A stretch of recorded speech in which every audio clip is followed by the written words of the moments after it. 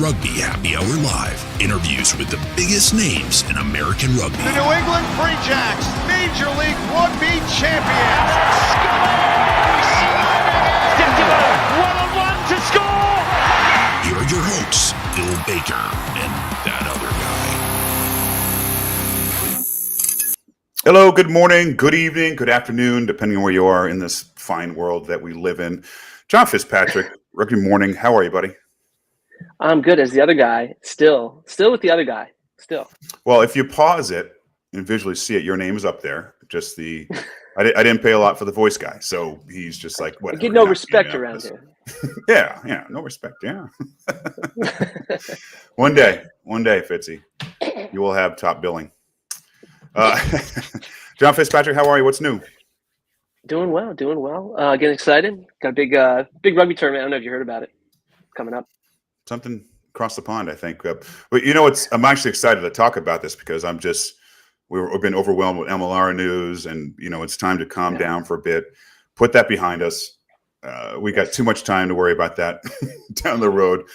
But it's all that news happened pretty quick, and it was kind of stunning what is going on. But we're going to talk about that another time, another show, of course, and we've already discussed it now. But like you said, I'm really excited. What's it, next week? We got over a week until the opening game, USA versus England. Yeah. I am pumped. I was actually trying to get Alicia Washington, Jenny Crunch, a few others come to my place to watch the game, like a viewing. But it turns out, I think Alicia Washington's actually in London, and Jenny hasn't responded to me, so never mind. I'll fly out, Bill. I'll fly in. Okay. Thank you. All right, let's get to it. Our guest tonight is in London, getting the team ready as possible. And as usual, we have a jingle for him, and it's very patriotic, which I think is really important considering we're taking on the world next week. Enjoy it. Let's do this. Let's get the sound going and press play. The Rugby World Cup on the horizon. Do the Eagles have what it takes to bring home the cup? Could you imagine our guest today? A social media influencer, fan of baked beans. The locker room must have a unique smell. Let's welcome back to the show, USA Women's Rugby head coach, Sione Fukofuka. Yeah. And there he is, Sione Fukofuka. How are you, man? I'm very good. Thank you for that intro. Of course, I think it's hopefully that gives you even more reason to push this team to win. We'll definitely be trying. I don't know about the baked bean smells, but definitely working on my social media game, that's for sure. Well, and speaking of that, I mean, we joke, of course, but a bit of the social media star. You know, we couldn't help but notice that you were in Alona's feature for her birthday, a little birthday post. Of course, the baked beans video that everyone else is in, and I agree with you, baked beans and everything. Here's the important question. Will we see more social media content? Are you trending? Are you going viral? You're clearly a natural.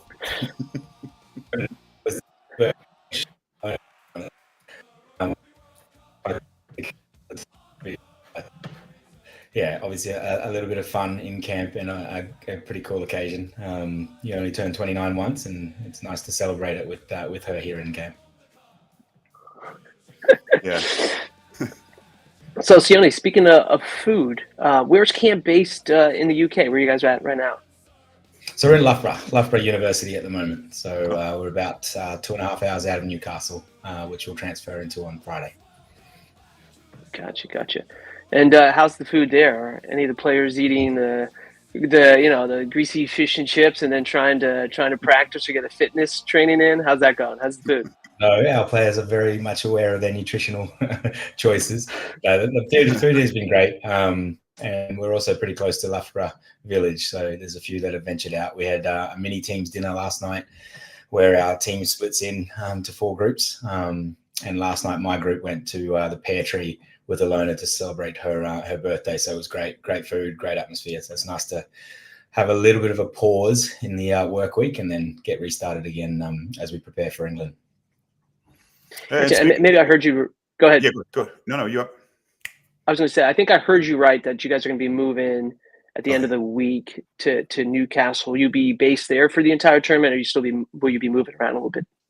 No, we move. We're pretty lucky. We spend the first week in Newcastle for the game in Sunderland, and then we transition the following Monday to York, and then we've got 2 test matches in York. So we actually get 2 weeks where we don't have to transition until we get to quarterfinals, and then it'll be down to Bristol. So we're pretty happy. Our transition is probably one of the easiest in the tournament, to be fair. Being up north and having, I think it's 2 hours from Newcastle to York, so a pretty short transfer. The anticipation that builds before a Rugby World Cup has to become excruciating. I mean, training, fitness, eating well, and then waiting. How do you keep the team focused and primed and not go stir crazy? Maybe birthday parties. Yeah, like we try and celebrate the human events. There's been a couple of birthday parties.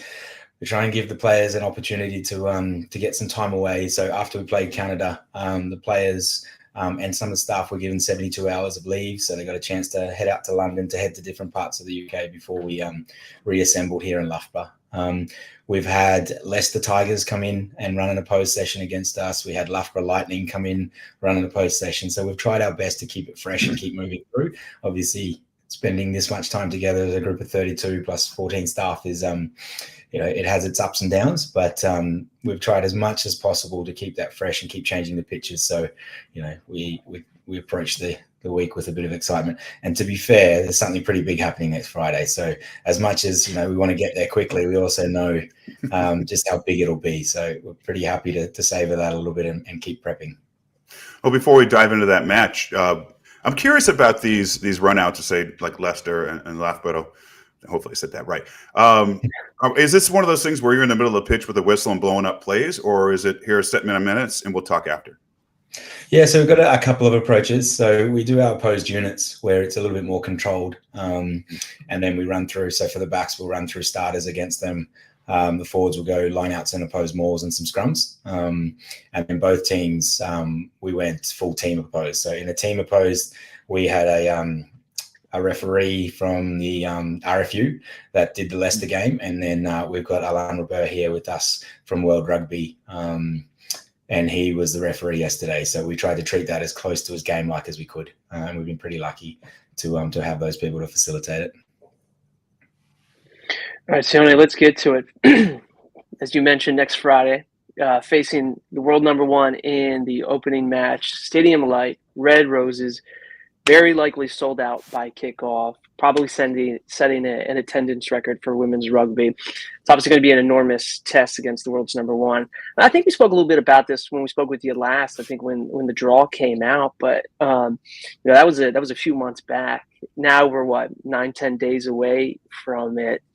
How are the nerves amongst the squad right now and the coaching staff too? Well, it's exciting. It's 9 days away. So I'll talk to the players first, but effectively, like the nerves for them are more around making the team to play, to be honest. We're still competing for positions. We've still got our selection process to finalize. Obviously, as a coaching staff, we've got a pretty good idea of what that's going to look like, but we want to make sure that we give everyone an opportunity to push because, we're very aware of who we're playing and we need to be in a position we're extremely confident with the 23 players that represent. From a staff point of view, it's a challenge. So yes, the attendance record is part of that environment, and it's really important for everybody to take stock and just be a little bit present in the moment and reflect on that when we get there. But on the flip side to that, we're also challenging, my attack against the English defence, the English attack against Shabbat's defence, the set piece challenges. So we're trying to work as hard as we can to be as prepared as we can so that, when we run out next Friday, that the girls feel confident to perform. And what we've seen from our group in particular, when the crowd is there, KC, for example, Washington, for example, we tend to lift. The girls rise to the occasion. WXV last year against England, they stepped up and did themselves proud. Yes, the back end score probably didn't reflect the game itself, but what it showed was that we have the potential to compete. And now our challenge is to bring that out in front of those people that come to watch us, in front of their family and friends. And we also, we want to play a positive brand of rugby, which against Canada, you probably saw the first 30 odd minutes. We did ourselves proud there. We were very happy with how we started the game, but we obviously want to go on with it and keep pushing. And we're also aware that England is the first step on our way to the quarterfinals. Then we have Australia, then we have Samoa, which, they'll have their own challenges that we really want to prep for. And speaking of prepping for, obviously we want to talk about Australia and Samoa in a minute, but since you landed, has it been about this first match, preparing for this first match against England? Yeah, 100%. Yes, we have an overall, plan for the tournament and how we get, how we approach it to go beyond the pool stages. But effectively, the first game is the one that counts. The first game sets up that. So, we've spent all of our time dialing in on England, understanding what we're about to face. Obviously, they played France on the weekend, so we've got a pretty good snapshot at where they're at. But we're also pretty confident on what we've been working on and some of the shifts that we've made over the last 2 test matches that hopefully will give ourselves a chance to really compete and then put England under some pressure as well. We had Georgie, just a side note here, Georgie was on, Paris Redding was on a couple weeks ago with us. And by the way, if anyone missed it, she did re-sign with Sale for a couple of years. We asked her if she was being inundated with ticket requests from family. She said no. This is not okay. We need people going over asking her for this match. We need more of her fans in that crowd. No real question there. I just want to point that out. No, 100%. We're in the north, and Georgie's one of the north. So we want as many of those supporters of Georgie and the other sales players, as well as obviously our other US players that are over in the UK that have their own fan base as well. We want them all there, and we want them all in red, white, and blue, and being as loud as possible. My family is of Tongan heritage, so I'm expecting as many of them to roll up as well with their Tongan flags, but cheering for USA. So really excited to get some voices behind us. So, you mentioned the rest of Pool A. Of course, that includes Australia and Samoa. And as we've talked about before with the Wallaroos, a lot of history there, of course, for you. But a squad that, the Women's Eagles have seen quite a few times over the past few seasons, developed quite a rivalry, if you will. Talk a little bit about kind of the Wallaroos and, what kind of challenge they present and, what you've seen from them over the past couple of seasons. Yeah, obviously spent a fair bit of time with them when I was there. And it's been, the rivalry existed before I arrived, to be honest. I think in 22 we went down. So the US beat Australia the following year. Australia beat the US. So we've been back and forth a little bit. So what's nice is we're due. It's our turn coming. So we're pretty confident about that game. They have a fantastic set of backs, real threats on the outside edge, and their forward pack has started really working hard through that middle edge as well. So that middle, sorry. So, our takeaways from pack 4, to be fair, we felt really disappointed in ourselves and our discipline. We felt we won the key areas, but unfortunately, 19 penalties, you can't win test matches with that level of ill discipline. So we're working pretty hard at reducing that element.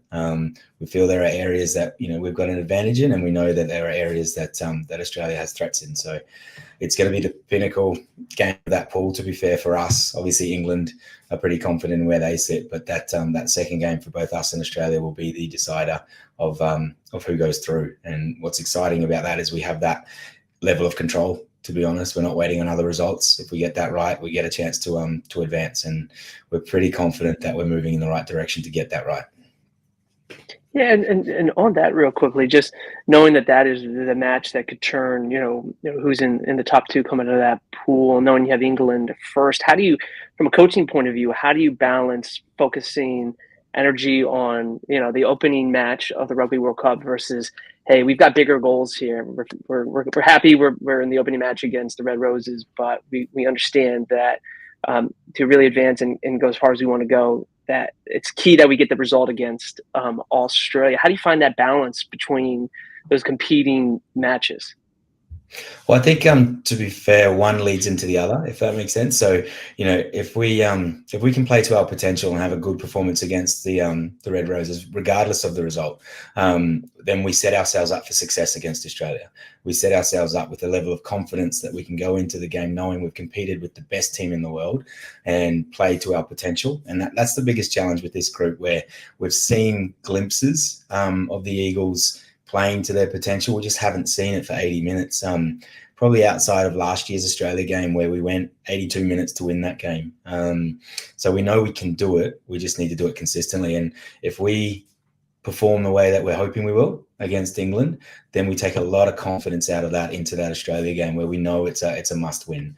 So effectively, that second game, although we want to perform at our pinnacle, we also recognise that that's more about winning and finishing 1 point in front of the opposition. And obviously Samoa is another challenge altogether. It's one where we're expected to win. We're expected to be the team that comes out and dominates. And for us as a team, that's another challenge, isn't it?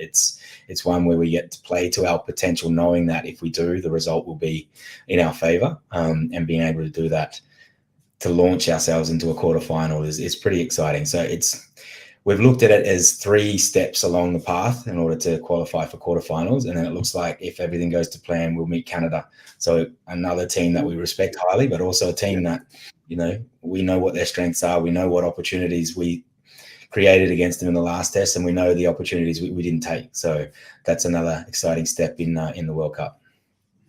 Sione, in your view, well, let me back that up for a second. In the men's rankings, you look at your top 8 or 10 teams, and it seems like it drops off after that as far as competition level goes. Would you, in your opinion, for the women's rankings, would you say it's a lot tighter, say from 1 to 15? Yeah, absolutely. I think 1 to 4, there's a bit of gap between 4 and 5 at the moment. 5 still chasing, but there is a gap between, New Zealand, Canada, France, and England. Full-time professional programs, obviously a fair bit of experience in those 4 teams.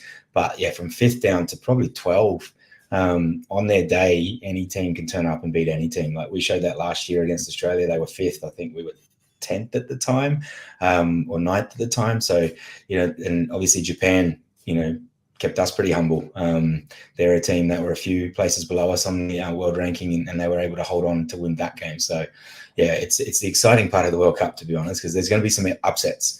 If you look at Pool D, South Africa have prepped really well. So there's some potential upsets in that pool. In ours, obviously, it's probably a little bit closer with us in Australia in terms of rankings and where that's going to swing. But then, Fiji are a bit of a dangerous team in that Pool B.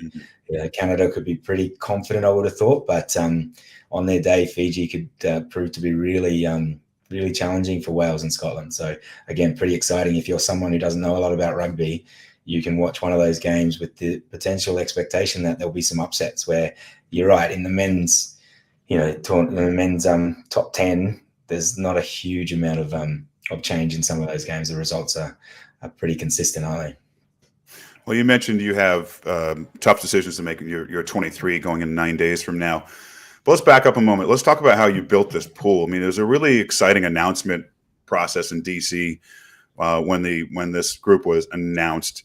But talk about that process. I mean, how close to that announcement date or time did it take for you to make that final decision on that squad? So the announcement was on Wednesday evening, and we finalized our squad on Tuesday afternoon. Oh. So we gave players every opportunity to push for that. I said it the morning after, before we transferred up to, I think it was Thursday, sorry, not Wednesday, but the Thursday. The final combat session that we had, which is effectively our full contact 15 on 15, was the best combat session we had in 18 months that I've been involved in the program. So the passion the playing group had and the motivation to make that World Cup roster was clear and evident. And some of the selection decisions that afternoon, which is when we finalized, before we had one-on-one meetings with our players, there were some pretty robust conversations back and forth, because we had some pretty experienced players vying for positions, and you probably saw, by virtue of some of the players that missed out, those were pretty tough conversations. But they're also conversations that we had to have, and we had to prioritize what we felt was best for the team. So what I was really impressed with, and can't speak higher of the playing group, the players that missed out, how they received that information and then how they conducted themselves after was full of class. It was excellent. Obviously very disappointed and would be surprised if that wasn't the case, but also very, very understanding of the process and then supportive of the team. And a couple of those players we've seen, one of them over here at the moment, she's with the Leicester Tigers. Tess Fury came out, ran the oppose with us, and was brilliant. Exactly what you would expect of Tess.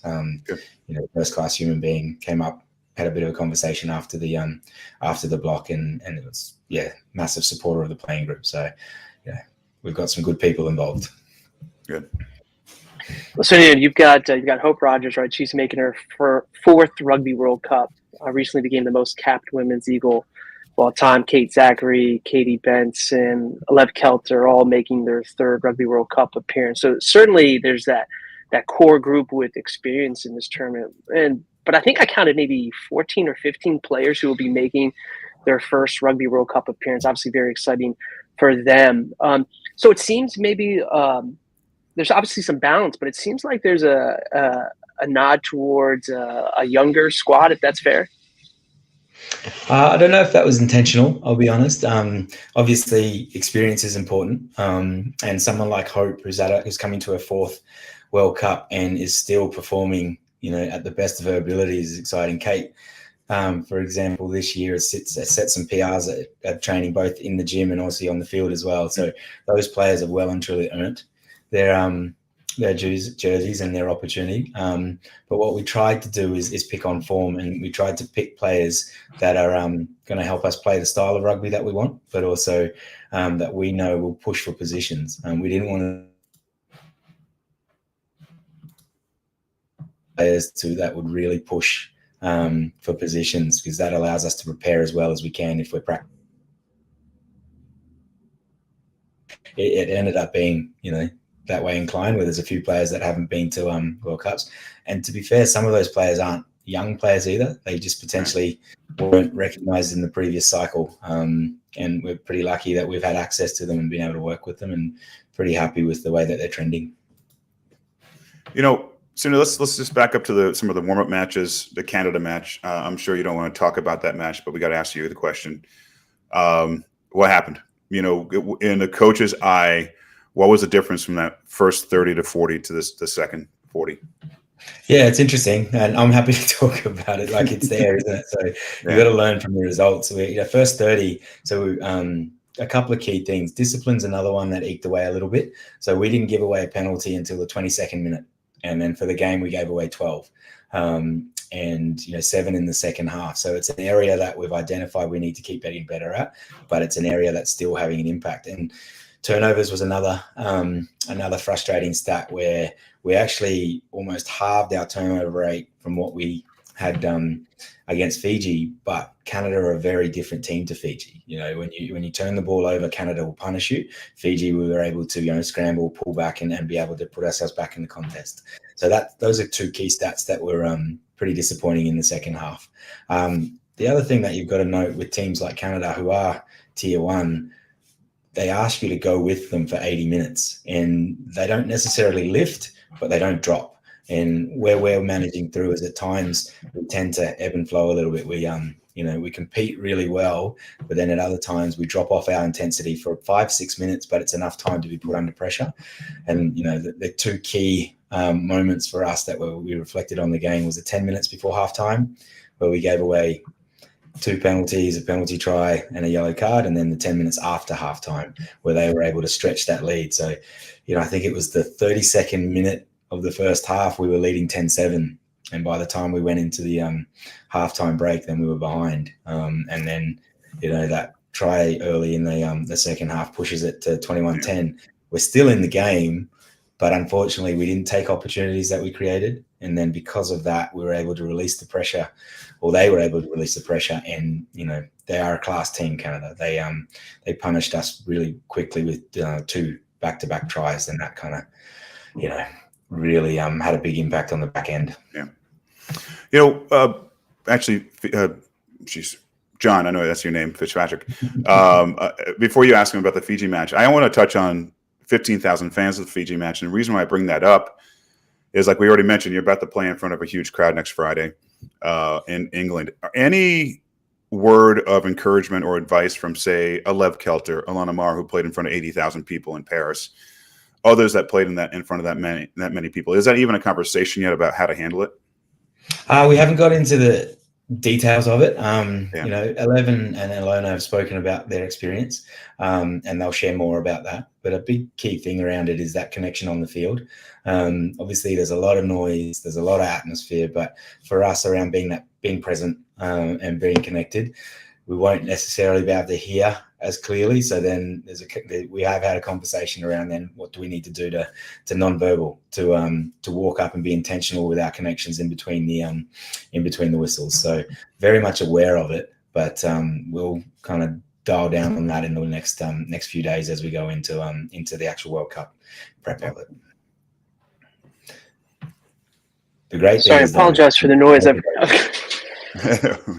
You're right. The great thing about both of those players is just feeding off the energy. And, you know, hopefully you're going to talk about Washington, because Washington was outstanding. I was in the stands in the coach's box, but the playing group was so appreciative of all the people that came and added their noise behind it, because, you know, you would have seen with Lowe and Lev both, you know, engaging with the crowd. It's not necessarily my favorite thing, but they love it and it helps their performance. So, you know, more of it if that's what brings the best out of them.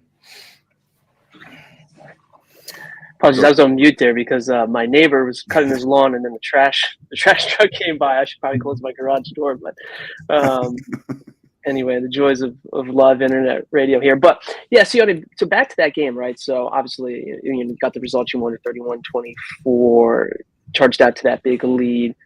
Probably would have liked a little more comfortable, you know, margin of victory.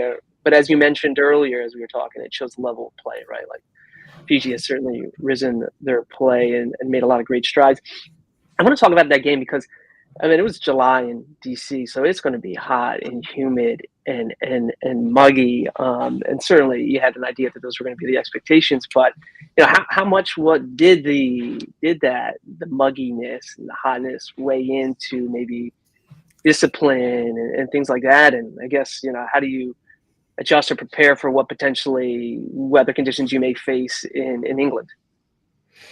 Yeah, so we were pretty lucky. And when I say lucky, I don't know if the girls would agree with me or the players would agree with me, but we spent 2 weeks in Mount St. Mary's in Maryland prepping, and we got exposed to some pretty warm weather and some pretty high humidity. So we had an opportunity to acclimatize to an extent, but you're right, like down on ground level on game day, it went up again and was pretty challenging. So I was really happy with how we started the game and how we came out for that first 40. The second 40, I won't necessarily say that the heat had an effect, but obviously the ball became a little bit more slippery.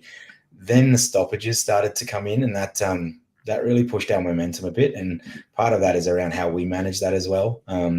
Obviously, in between points, how we connect and get to our resets was something that we spoke about. So, yeah, it wasn't ideal, but at the same time, you know, you can understand it had an influence. What's been evident here since we've been here in Loughborough now for a number of days is the weather in the UK will be very different. We're also playing in 2 night games, so, you know, a bit of dew on the field, but temperature's not going to be an issue. And the fact that we've prepped in that high temperature, high humidity is going to hold us in good stead. We're feeling pretty fit, feeling pretty fast, and I'm expecting us to be able to play through 80, 85 to 90 minutes if we have to. The girls have done a whole lot of work in the lead up and then continue to keep pushing. So it's been good prep for us, I think.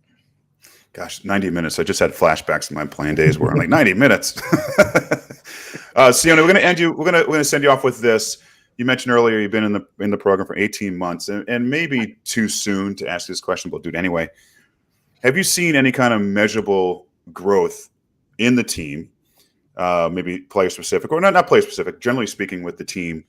And if so, you know, what are those areas that have improved the most? Yeah, I think obviously last year, if we look at results and the tier that we played, if that was that initial big step, to be fair. The team was in WXV2 the previous year, and we qualified for XV1. Although we didn't get the results, the performances showed that we can compete with Tier 1. So that was a big step forward. This year in particular, we haven't quite got the results, which has been frustrating, to be honest. But within that, we've been able to elevate different areas. So from a quantitative point of view, our ability to score points when we get into the 22 is sitting over 50%, which is world class. A couple of challenges getting there, clearly. But when we do get there, we can score. What's been nice from a performance point of view is we're able to convert in different ways, whether it's maul, whether it's pick and drive, whether it's kick passes like Max showed in Washington with Emily Henrik. So those areas have really expanded. And I'll talk attack again because it's what I'm most familiar with, but our ability to play skill set. I would have, if you go back to the US 2 years ago, it was a lot more direct, a lot more physical, and less ball movement. So we're expanding how we play. Set pieces improved over the last 12 months as well. So it's allowing us to play the style that we want. And defensively, you got a snapshot of what our defense is built to against Fiji, where, at one phase there, we drove them back 32 meters, I think it was, from their first phase to the second. So those areas you can see on the field. From a playing pool point of view, a couple of things. One that Fitzy mentioned, like there's 14 players going into the World Cup for their first World Cup ever. So, it's a positive in terms of that. There's a couple of young players. So we've got Soraya Barra, who's 19 years old, and then we've got Kate at the other end of the spectrum, who's not 19 years old. So we've got a nice spread of players. You said that well. That post World Cup will continue to drive and will go through to the next cycle in Australia, and they'll have this experience to build on and go forward. In behind that, I've had an opportunity this year to do a lot more work with Mbibel and the Sevens program, with our 20s, with our 23s. So the pathway and the alignment through that is in a much better place. So there's a lot more understanding of what the players need to be able to progress and develop. And then I guess the last little thing I wanted to touch on then is now we've got some players that are getting opportunities in PWR who haven't been in that radar before, because they've had the opportunity to obviously be part of the pathway, and now getting there, like Kristen Bitter going to Leicester, Emerson Allen during the week going to Leicester. That can only be a good thing for us in the short term, where they get a chance to play against the best in the world and hopefully bring that experience back and continue to build competition within the US. Sorry, one last thing. I did, if my notes are correct, Lev did sign with Lockbottle again, PWR. Does that mean she's done with Sevens? Is that something you can talk about or mention? To be honest, that's the question you'd probably have to ask M. Bidewell. Yeah. There's a few players that are signed with PWR that hopefully over the next 12 to 18 months get an opportunity in the Sevens program. Like working with them, seeing how hard she works and the planning that she has for this next cycle into LA has been pretty exciting. And the fact now that 15's players are being viewed as potential players to cross back over, there's a couple that hopefully you'll get a chance to see over the next 6 to 9 months that weren't Sevens players, but have been able to demonstrate some of the skill sets that M's after has been exciting. So that alignment between the two programs, I think, is in a pretty good space. Fitzy, any last moments, comments for Mr. Sione? No, I went August 22nd to get here as soon as possible. Yes, me too. Sione, thank you so much for joining us today. Good luck, obviously, this next week and every match in this World Cup. We're obviously 100% cheering for you guys. Awesome. Thank you for having me. Appreciate it. And yeah, bring on August 22nd. Let's go. Okay. All right. Cheers. Thanks, guys. Thanks, Kenny. Oh, yes. As usual, always fun having him on. And just to remind people, we were the first show he was on when he took the job. Remember that? That's right. That's right. And I think that was his 4th appearance, maybe, or something like that. So I think we owe him a gold jacket. Or ooh. Huh. Like Happy Gilmore, too. I don't know if you've seen that yet. But Fitzy, good stuff. Sione is always good to talk to, very full of information for us and not shy at all about talking about things. There's sometimes I write a question down. It's like, I don't know if I should ask him this, but I guess he'll just punt if he doesn't want to answer it. Like the Lev Kelter question, you should ask her. But all right, man, good stuff. Let's do this again soon and more. We got more to talk about. Rugby World Cup, and hopefully we can get a player on next week. Discuss that aspect of the roster. I'm already talking to a couple hopefully get them on. It might be another morning show like this, which is fine. That means that we have the rest of the day ahead of us. It's going to be fun. All right, buddy. Have a good one. We'll chat again soon. Oh, yeah, Midday Beers.